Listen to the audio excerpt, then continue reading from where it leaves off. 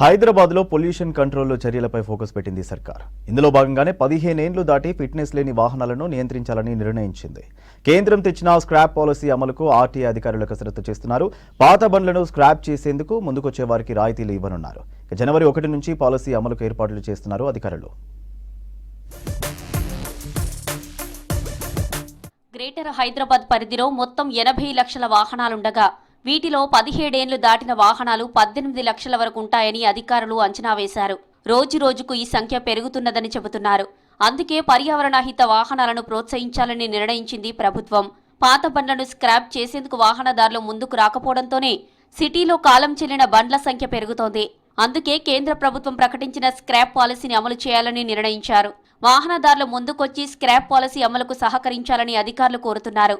దీంతో గ్రేటర్లో వాయు కాలుష్యం తగ్గుతుందని అంటున్నారు.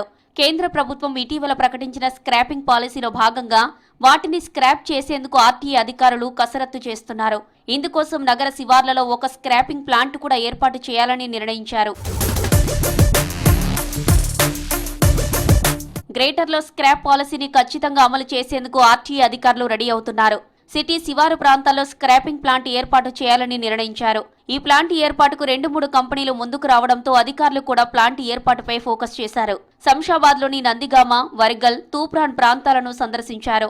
ఈ మూడింటిలో ఒకచోట ప్లాంట్ ఏర్పాటు చేస్తామని హైదరాబాద్ ఆర్టీఏ అధికారులు చెబుతున్నారు. అన్ని అనుకూలిస్తే వచ్చే జనవరి 1 నుంచే స్క్రాప్ పాలసీని అమలు చేసేందుకు చర్యలు తీసుకుంటున్నారు. ఈ పాలసీ కింద స్వచ్ఛందంగా ముందుకొచ్చే వాహనదారులకు కొన్ని రాయితీలు అందనున్నాయి. వెహికల్ ను స్క్రాప్ చేసిన తర్వాత అదే కేటగిరీలో కొత్త వెహికల్ కొనేటప్పుడు డిస్పోజల్ ఆఫ్ స్క్రాప్ సర్టిఫికెట్ చూపిస్తే రాయితీలు ఇస్తారు. 2 వీలర్స్ విభాగంలో 1 లక్ష విలువైన వాహనాలకు 1000, 2 లక్షల వాటికి 2000, 3 లక్షల వాటికి 3000 రాయితీ ఇవ్వనున్నారు. ఇక 4 వీలర్ విభాగంలో 5 లక్షల వరకు 10,000, 10 లక్షల వరకు 20,000, 20 లక్షలు ఆపైన విలువ చేసే వాహనాలపై 50,000 వరకు రాయితీ ఇవ్వనున్నారు. గ్రేటర్ పరిధిలోకి హైదరాబాద్, రంగారెడ్డి, మేడ్చల్ జిల్లాలు వస్తాయి. ఈ 3 జిల్లాల్లో 15 ఏళ్లు దాటిన వాహనాలను స్క్రాప్ గా మార్చాలని అధికారులు భావిస్తున్నారు.